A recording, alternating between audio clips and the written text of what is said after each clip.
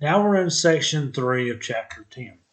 So, still the same standard, trace the expansion of the Roman Republic and its transformation into an empire, including key geographic, political, and economic elements.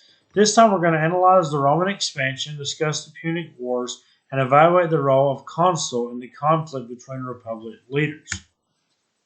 So Roman territory grew because of outside threats. In 387 BC, the Gauls attacked Rome and took the city. The Romans had to give them a lot of money to leave. Now, you can imagine if someone invaded and you paid them off, other people will say, hey, wait a minute.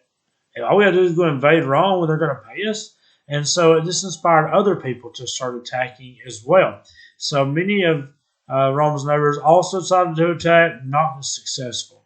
As Rome defeated their attackers, they would take over their lands. One of Rome's reasons for success was their army and its organization. They would have legions, which were groups of up to 6,000 soldiers. So what would happen after Gaul took over in Rome and they paid them to leave them alone, basically gave them their lunch money to leave them alone, then other places said, hey, we can do that. We can go take money from Rome and invade. And Rome was like, bring it on. And so as they came up, Rome was just kind of whooping them all over the place and taking their land. So this was growing Roman territory by these people trying to invade. Before Rome conquered Italy, most Romans were farmers. Roman trade expanded as the Republic grew, and this developed a system of coins that went up all over the Mediterranean. Roman coins are all over the place. There's a lot of different kinds of Roman coins, both Republic coins and Empire coins, and just coins from before the Republic. So there's coins developed during this time as a way of trading with each other because trade became such a big part of their society. Here's just some pictures of different Roman coins, kind of give you an idea a little bit about that. Now, the Punic Wars is a series of wars against Carthage. Now, we talked about Carthage early on. Remember, we had talked about that it was founded and became a very important trade center on the Mediterranean. Carthage was a city in northern Africa, and Rome and Carthage went to war 3 times between 264 and 146 BC. So in this period of a little bit over 100 years, they went to war 3 different times. They basically became rivals during this time because of this. Because as the people started to expand and they started fighting with each other, this became even more frequent. In 218 BC, Carthage tried to attack Rome, led by Hannibal. Hannibal was a military leader from Carthage. Now, Hannibal went one route to take Rome. He went up through the Alps. But when the Romans went and invaded Carthage, made Hannibal rush home. So what happens is Hannibal takes all of his troops. He has war elephants that they train specifically for warfare. He's got their supplies, he's got their war elephants, he's got their weapons, he's got their soldiers. He takes them all the way around, down through the Alps, down into Italy, and does a pretty good job fighting Rome off for a while. But eventually, Rome has to, they go in and attack Carthage. He comes to run home and really kind of ends his pursuit at that point. So let's just kind of look right here in this map. You see that Carthage is located down here in the northern part of Africa. You see Carthage is located here. Rome is located right here in Italy. Now, the area controlled by Carthage is all down through here. They had this part of Sicily up here in Corsica and Sardinia.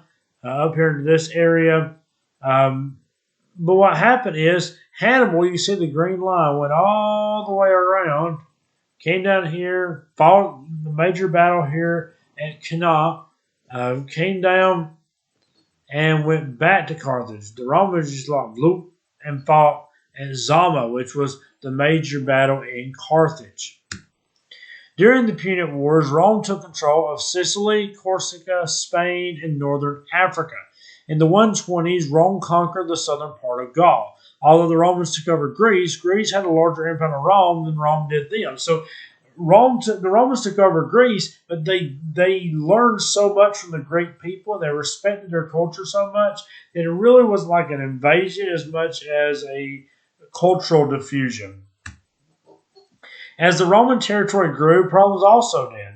The first people to recognize the problems were the brothers Tiberius and Gaius Gracchus.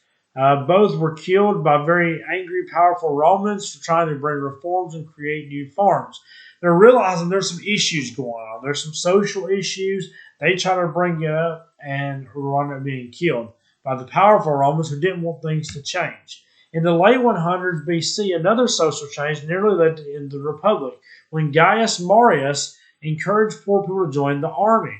Now, you say, well, what's the problem with this? Well, the problem is these people were people that were social outcasts. The Roman military didn't want them. And he encouraged them to join this, and because of that, they become loyal to him. They realized, we'll fight for this man. And so they became loyal to Marius, and this is going to lead to some problems. This caused the power to be people to be loyal to him, not Rome, and it gave him a lot of power. Now we're going to have Lucius Cornelius Sulla, which is the consul that defeats Marius. Sulla and Marius came into conflict and led to a civil war in Rome. It was divided between the Romans that wanted things to stay the same and the Romans that wanted this new change. The Romans that wanted these poorer people, these social outcasts to be given these opportunities. Once Sulla defeated Marius, he made himself dictator and used his power to punish his enemies. Again, this would give him pretty much unlimited power for 6 months.